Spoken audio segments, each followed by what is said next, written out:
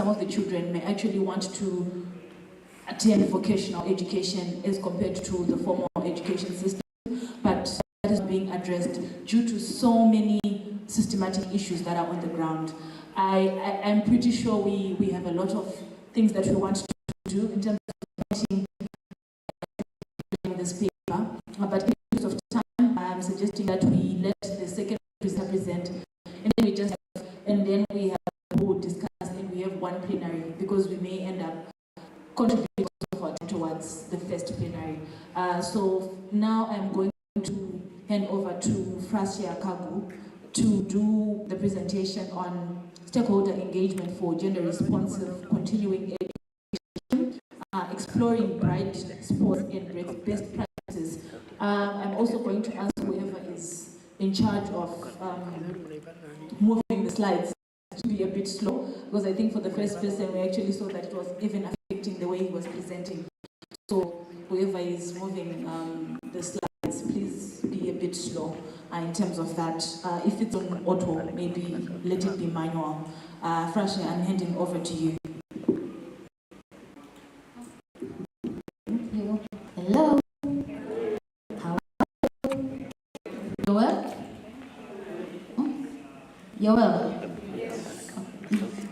My presentation is only 5 minutes. Oh, awesome. Somebody had told me 5. So, yes, I think by now, my topic is looking at supporting programs influencing on gender-responsive pedagogy for early childhood education. I think we just gave it an acronym, but that's what it means. And I think in the NGO sector, that's our greatest sin. We put an acronym and we assume everybody knows what we are talking about. So let me explain mine. I will declare my sins as I go. So GRP is Gender Responsive Pedagogy for Early Childhood Education. Can we move to the next slide? I think by now everybody knows. I can officially skip this slide and assume you almost know it better than me. Right? We agree, at least she's nodding. Okay, by now we all know who FAWE is, but that is FAWE on a page. That's where we are on a page. In our African map, that's where we are. So if it's shaded, then FAWE is represented. If it is not, we can probably explore how to also get FAWE in the 54. Next page. Sorry, the next slide. Yes. Now, why FAWE? Gender responsive pedagogy has been a FAWE model for quite some time. And I think today it has very many different names. There is gender transformative education. No, it has changed. But at the end of the day, what we have been advocating for as FAWE has been within our curriculum, making sure that they are gender responsive, inculcating gender either in the training for teachers, but also in how the teachers do the training. And making sure also that the education is responsive. But at this point, allow me to also tell you that the FAWE model, the GRP, can be found on the FAWE website. If you go to the FAWE website, you will find under resources, the GRP model. It's quite a booklet because you're meant to do it. It's a 5 full-day training. So it's quite extensive. It has, it looks at from the curriculum itself, how do the teachers, coming from the legal itself, how are the teachers doing the training, the content of the training, the human rights angle of it. So it's quite extensive. So just encourage us, because in my 15 minutes, I may not have much time to touch on it, but I would encourage us to all just go to the FAWE website, and under resources, you will find it. But GRP for early childhood education. This, I think it's almost, yes, it's ECP, but also in FAWE, it's also our newest baby under gender responsive education. We did this in 2019. And this is because we realized early childhood education is one of those areas of education that we actually find that it's neglected. We talk a lot about primary education, the issues of girls, the issues of boys, or let me assume, classroom. Generally, we talk about transition into higher education, TVET, but early childhood has been neglected. In fact, it's been so neglected that if you go to the Continental Education Strategy for Africa, the one blueprint for Africa on education, ECD is one line. One simple line. So, what FAWE was doing is that we realized gender responsiveness, we are trying to inculcate it either at primary level or at high school level when a lot of these beliefs and ideas have been set. So we've been advocating to start at a very early age, and we decided to partner with one of our partners called VVOB. Please don't ask me for the full name because it is not in English. They're also an acronym, but that one at least it is not missing. That is their name in full, but you will find, at least you will see in the video their actual full name. But why we are advocating, it's because early childhood education lays the foundation for young children to grow up and really, to explore and develop their unique talents and capabilities.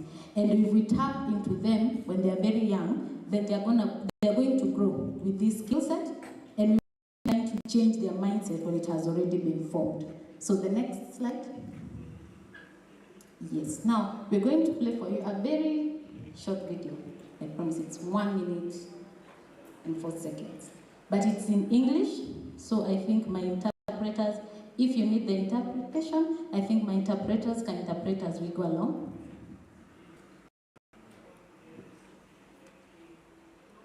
When we're young, everything seems possible.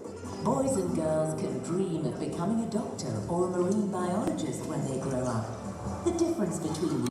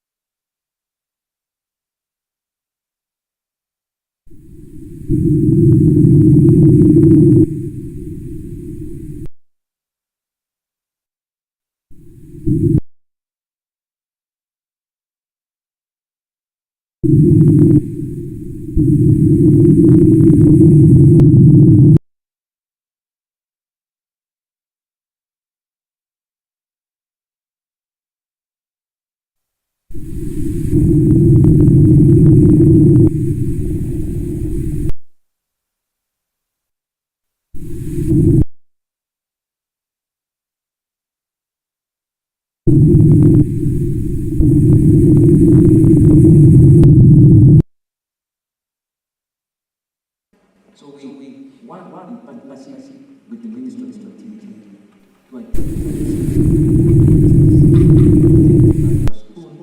and under the ministry with the support of partners, one of them being Kiki,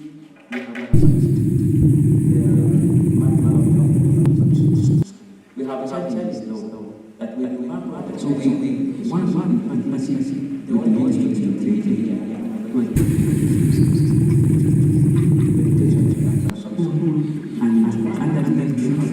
with the support of partners, one of them being Kiki, we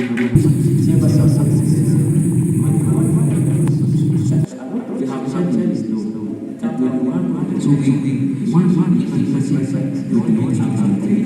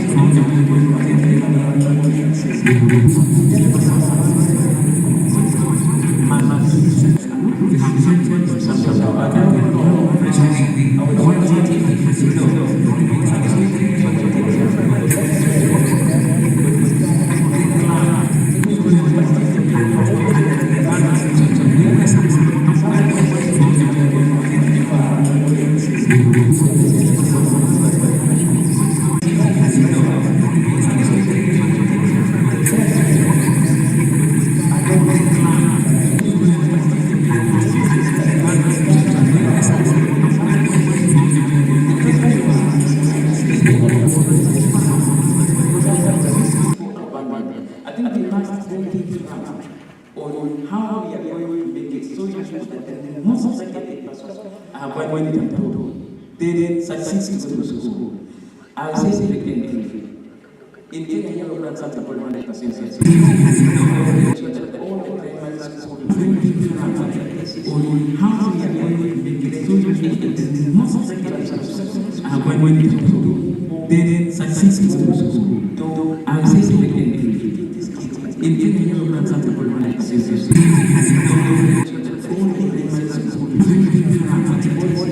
How we are going to make it so useful most of the persons are going to do. They did succeed to go to school. I will say something in Kenya, you know, that's something called 100%. How we are going to make it so useful most of the persons are going to do. They did succeed to go to school.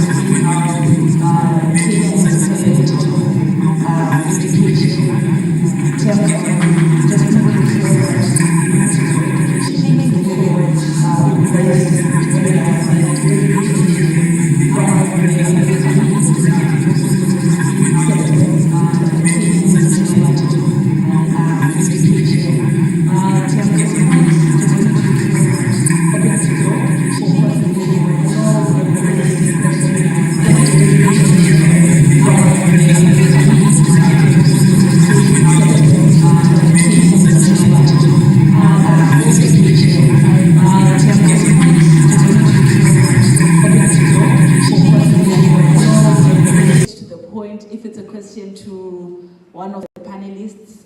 Let's just make sure we are very direct and concise to ensure that we manage to go back into the main session. So I don't know if there's anyone with a contribution. You can show by raising your hand. Yes. So we'll start with you and then we'll go to you, madam.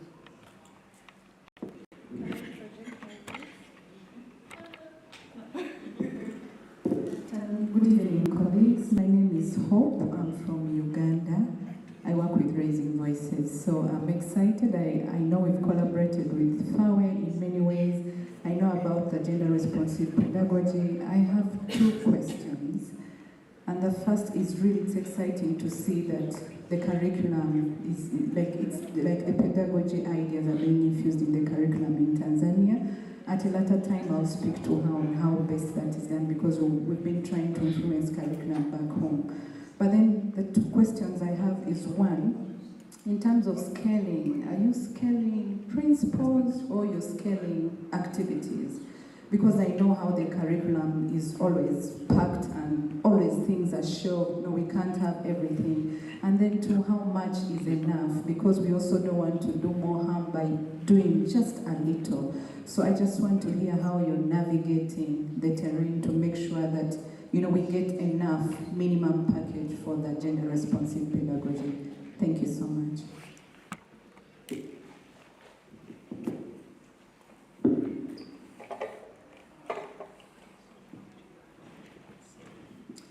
Bonjour tout le monde, peut-être que je vais devoir prendre mon micro. Merci.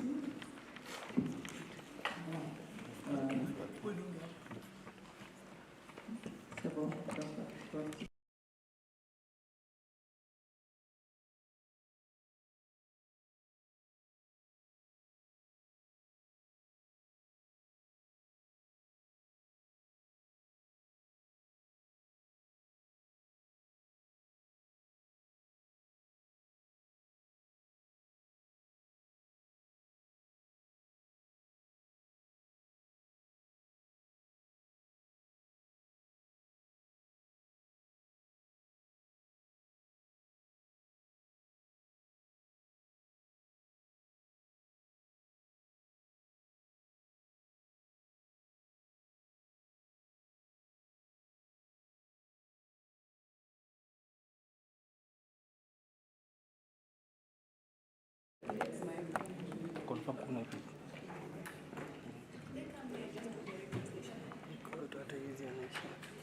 Because of time, can we have one translator please just step in? Yeah, please just come in front so that we can just...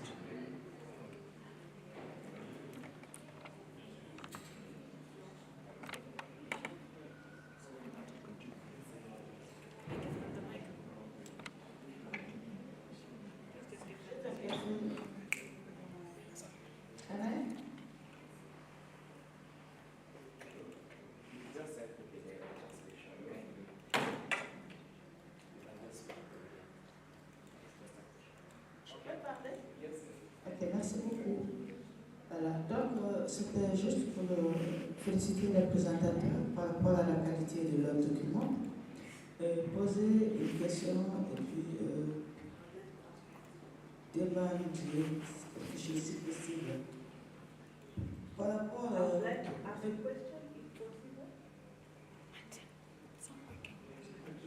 The mic, it's not working.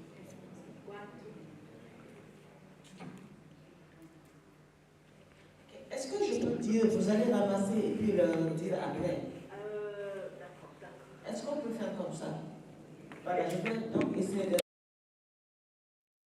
Voilà, c'est juste pour vous aussi vous montrer que ce n'est pas facile de s'exprimer quand on est francophone dans ces milieux. Pendant tout ce temps, on faisait semblant d'entendre, en fait, alors que ça ne fonctionnait pas beaucoup. Voilà. Merci beaucoup. D'accord. Juste une question par rapport au premier présentateur, des enfants out of schools, de Marshall Project of Trust, quelque chose comme ça. Juste savoir, est-ce que d'abord le document est disponible par rapport à la présentation qu'on a faite, parce que c'est extrêmement intéressant. Maintenant, demandez à FAWE, parce qu'en 2015, quand tu as eu... Je pense que le problème qui a été soulevé au filles, qui reste effectivement le mandat essentiel de FAWE. Je pense que les enfants hors école aussi étaient une préoccupation majeure dans tous les pays. Est-ce que FAWE a des actions spécifiques maintenant par rapport à l'adresse de ces filles-là?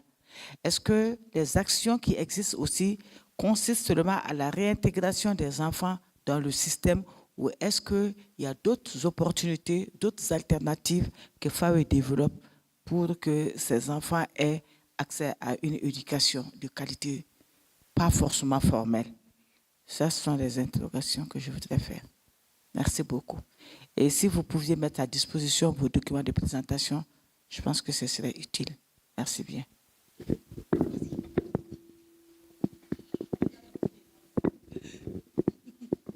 Okay, thank you. I would like to find out, first of all, about the presentation from Grassa Machel Trust. If that presentation is available, because it was very good. That is number one. Secondly, for the children who are out of school, those girls who are no longer in school, for FAWE, are there specific actions that have been that are going on to help them to go back to school? But not necessarily in the formal education system. Maybe in another type of system that they have been transferred to, so that they can catch up and be part of the school system. Those are the two main things that she would like to know.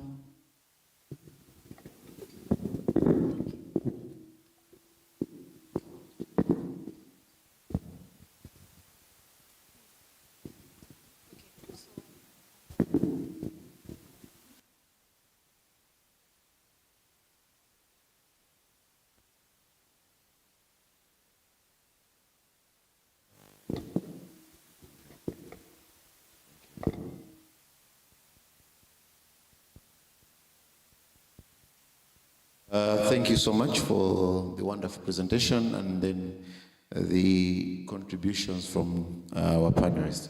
I'm Joshua Muntali from Malawi Institute of Education.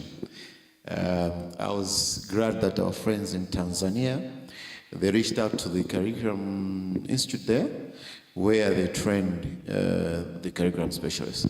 I don't know if we have one in Malawi here, because we are also in the process, we are trying to review the primary, secondary teacher education curriculum. I thought that can also be an advantage, that we can also have such type of training, so that probably as we are reviewing the curriculum or the curricula, we can embed such type of, the GRP. A small question. Is it Fachi? I don't know. Maybe close to hope. I just want to learn how GLP, especially in Africa, we're grappling with the teacher-learner ratio. Does it have any effect on the same? What about workload of teachers? These can also be critical facets that we need to understand. And then I just want to learn, how does it correspond to increase in access to education for learners? Thank you. Sorry, we're running out of time. Check. Bonsoir. À mon niveau, en fait, c'est un commentaire que j'avais à faire par rapport au premier intervenant. Et comme vous le savez tous, au niveau mondial, il y a un fonds qui a été mis en place, pour faire face aux difficultés et dans les pays et quand ils font face à des crises.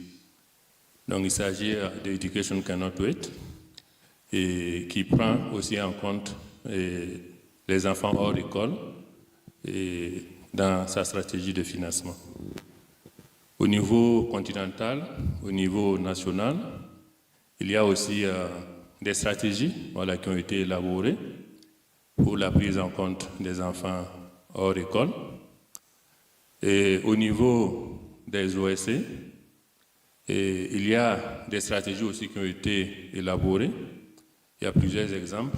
Je pense aussi à celui relatif à la SSAP, donc qui est une stratégie accélérée d'éducation qui vise à ramener dans le système des enfants hors école, donc qui a été expérimenté au Mali, au Burkina et au Niger, et par la Fondation Strom et des organisations communautaires, qui a été prouvé scientifiquement et a été mis à l'échelle dans ces 3 pays et qui produit vraiment de bons résultats. Et il y a aussi des ressources qui ont été développées par plusieurs organisations pour accompagner l'ensemble des acteurs pour mieux faire face à ce phénomène d'enfants hors école. Et c'est inquiétant parce que nous venons de voir avec la présentation, et selon les statistiques de l'UNESCO, qu'il y a 280 années. Il faut prendre en compte, si nous voulons vraiment que ce phénomène soit endigué. Donc c'est vraiment inquiétant, donc ça nous amène vraiment à mettre l'accent sur les plaidoyers politiques, à mobiliser davantage des ressources.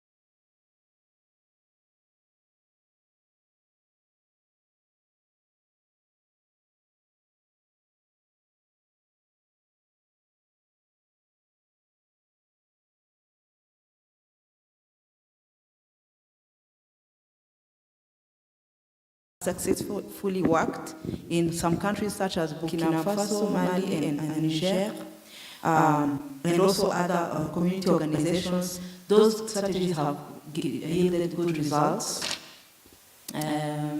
He also expressed that there is a problem. If we need 280 years to eradicate this problem, and we need to consider all the resources that we needed to achieve that. Okay, thank you.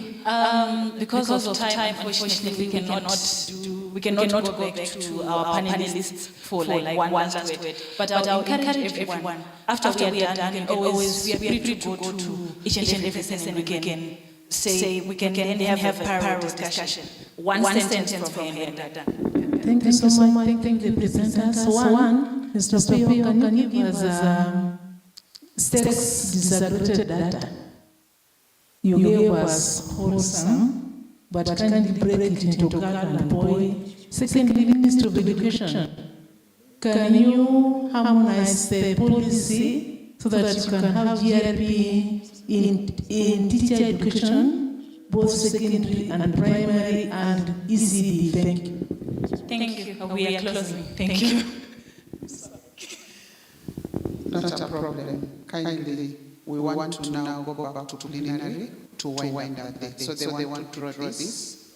I think you can either to breakout session and as we draw the boards off, then the same room. The other things are also ready.